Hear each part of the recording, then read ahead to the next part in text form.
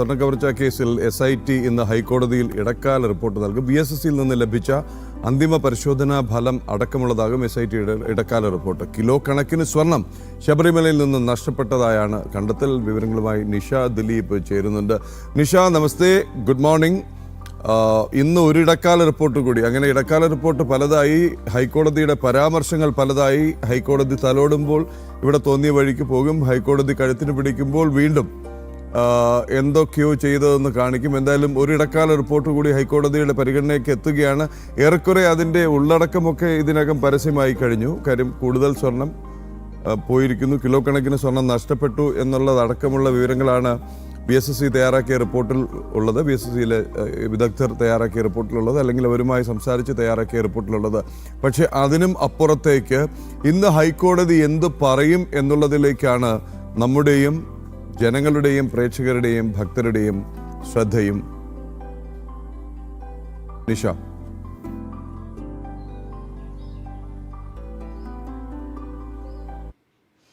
പ്രതിപിള, good morning.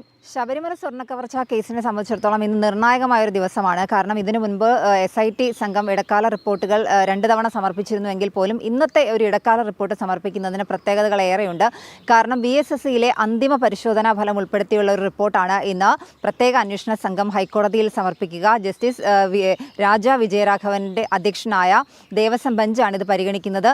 എന്തായാലും ഇതിനു മുൻപ് നടന്നതുപോലെ തന്നെ അടച്ചിട്ട കോടതി മുറിയിൽ തന്നെയാണ് നടപടിക്രമങ്ങൾ നടക്കുക. അന്വേഷണ ഉദ്യോഗസ്ഥൻ നേരിട്ട് ഹാജരായി ഈ കാര്യങ്ങളെല്ലാം തന്നെ ഹൈക്കോടതിയെ അറിയിക്കുന്നുണ്ട്. കാരണം ശബരിമല സ്വർണ്ണക്കവർച്ച കേസിനെ സംബന്ധിച്ചിടത്തോളം നമുക്കറിയാം, കാരണം എത്രത്തോളം സ്വർണ്ണം നഷ്ടമായി എന്ന കാര്യത്തിൽ ഇതുവരെ വ്യക്തത വന്നിട്ടില്ല. പലതവണ SIT സംഘം കുറ്റപത്രം സമർപ്പിക്കാനായി കാലതാമസം നേരിട്ടപ്പോൾ ഹൈക്കോടതി അറിയിച്ചിരുന്ന പ്രധാനപ്പെട്ട കാരണം എന്ന് പറയുന്നത് ഈ സ്വർണം എത്രത്തോളം നഷ്ടപ്പെട്ട കാര്യത്തിൽ ഒരു വ്യക്തത വന്നിട്ടില്ല. കാരണം കാലപ്പഴക്കം നിർണ്ണയിച്ചുകൊണ്ട് എത്രത്തോളം സ്വർണം നഷ്ടമായി, എന്നാൽ ആ ഒരു കാലപ്പഴക്കമൊക്കെ നിർണ്ണയിച്ച് ശാസ്ത്രീയ പരിശോധനാ ഫലം കൂടി വന്നാൽ മാത്രമേ കുറ്റപത്രം സമർപ്പിക്കാൻ കഴിയൂ. ഇതിനായി സമയമടക്കം ഈ SIT സംഘം ഹൈക്കോടതിയിൽ ഈ പലതവണ കേസ് പരിഗണിച്ചപ്പോൾ ചോദിച്ചിരുന്നു.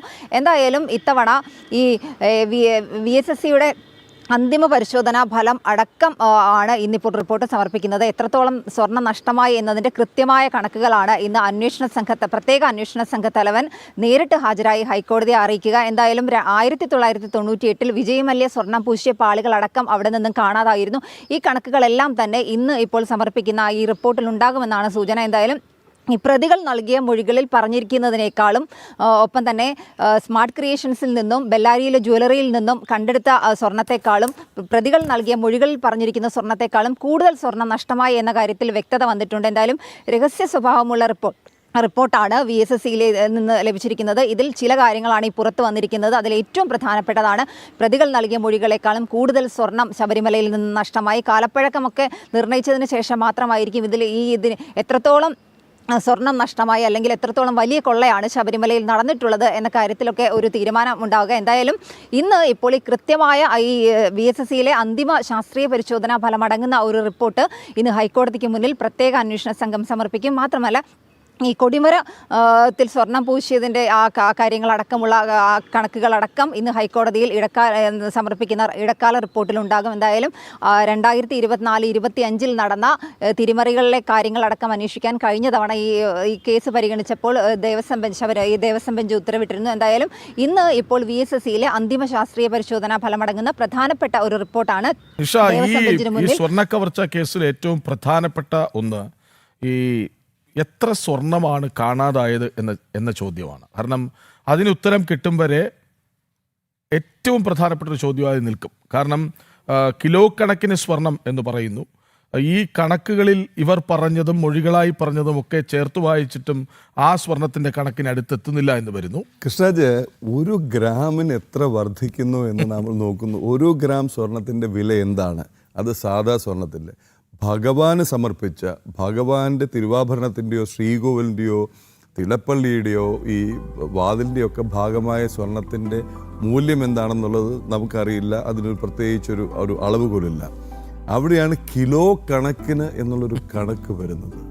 അപ്പൊ ഈ കിലോ കണക്കിന് എന്ന് പറയുമ്പോൾ എവിടുന്ന് ഏതൊക്കെ ഇനിയുണ്ട് അപ്പോൾ എനിക്ക് തോന്നുന്നു ഒരുപക്ഷെ ഇത് ഇടക്കാല റിപ്പോർട്ട് കോടതിക്ക് മുന്നിൽ എത്തുമ്പോൾ കൂടുതൽ ചോദ്യങ്ങൾ ഉണ്ടാകും. കഴിഞ്ഞ തവണ ഉണ്ടായ ഒരു മൃദുവായ സമീപനം കോടതിയുടെ ഭാഗത്ത് ഉണ്ടാകാൻ സാധ്യതയില്ലെന്നാണോ നിഷ മനസ്സിലാക്കേണ്ടത്?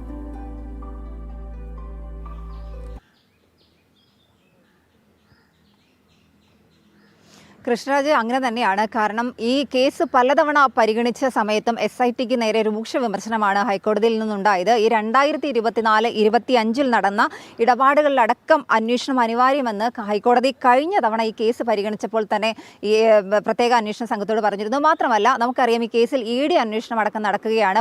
പല ഇടങ്ങളിൽ കേരളത്തിലും ബംഗളൂരുവിലും അടക്കം പലയിടങ്ങളിൽ റെയ്ഡ് നടന്നിരുന്നു.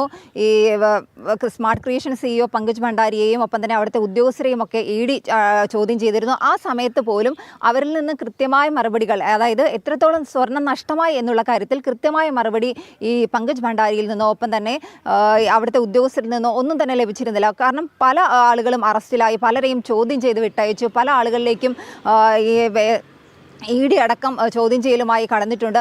ഈ സമയത്തൊന്നും തന്നെ എത്രത്തോളം സ്വർണം നഷ്ടമായി എന്നുള്ള കാര്യത്തിൽ കൃത്യമായ ഒരു ഉത്തരം ആരിൽ നിന്ന് ലഭിച്ചിട്ടില്ല. അതുകൊണ്ട് തന്നെ ഇപ്പോഴും നമ്മുടെ മുന്നിൽ ഒരു ഉത്തരമില്ലാത്ത ചോദ്യമാണ്. കാരണം എത്രത്തോളം സ്വർണം ശബരിമലയിൽ നിന്ന് നഷ്ടമായി എന്നത്.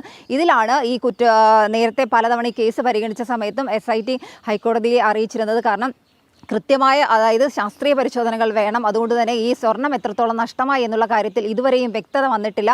ഈ ഇടക്കാല റിപ്പോർട്ടുകൾ പലതവണ സമർപ്പിച്ചെങ്കിൽ പോലും ഇതിലൊരു വ്യക്തത വരുത്താത്തതിനും എതിരെയും ഈ ഹൈക്കോടതി പ്രത്യേക അന്വേഷണ സംഘത്തിന് നേരെ രൂക്ഷ വിമർശനം ഉന്നയിച്ചിരുന്നു. എന്തായാലും ഈ കാര്യങ്ങളെല്ലാം തന്നെ പരിഗണിച്ച് കൂടുതൽ ഉദ്യോഗസ്ഥരെ SIT സംഘത്തിൽ പലതവണയായി ഉൾപ്പെടുത്തിയുള്ള ഒരു അന്വേഷണം നടന്നിരുന്നു. മാത്രമല്ല, സങ്കീർണമായ ശാസ്ത്രീയ പരിശോധനാ ഫലങ്ങൾ അത് ഈ കേസിനെ സംബന്ധിച്ചിടത്തോളം നിർണായകം തന്നെയാണ്. കാരണം കാലപ്പഴക്കം നിർണ്ണയിച്ച് മാത്രം ഇതിൽ എത്രത്തോളം സ്വർണം നഷ്ടമായി, അല്ലെങ്കിൽ എത്ര രൂപയുടെ എത്ര വലിയ കൊള്ളയാണ് ശബരിമലയിൽ നടന്നത്, ഈ കാര്യങ്ങളൊക്കെ തന്നെ വ്യക്തത വരുത്തേണ്ടതുണ്ട്. എന്തായാലും ഈ വിജയ് മല്യ 1998 സ്വർണം പൂശിയ പാളികളടക്കം അവിടെ നിന്ന് കടത്തിക്കൊണ്ടുപോയി എന്നുള്ള കാര്യം ഒക്കെ തന്നെ നമുക്കറിയാം. കാരണം എന്തായാലും അതിലൊക്കെ തന്നെ ശാസ്ത്രീയമായ വ്യക്തത വരുത്തേണ്ടതുണ്ട്.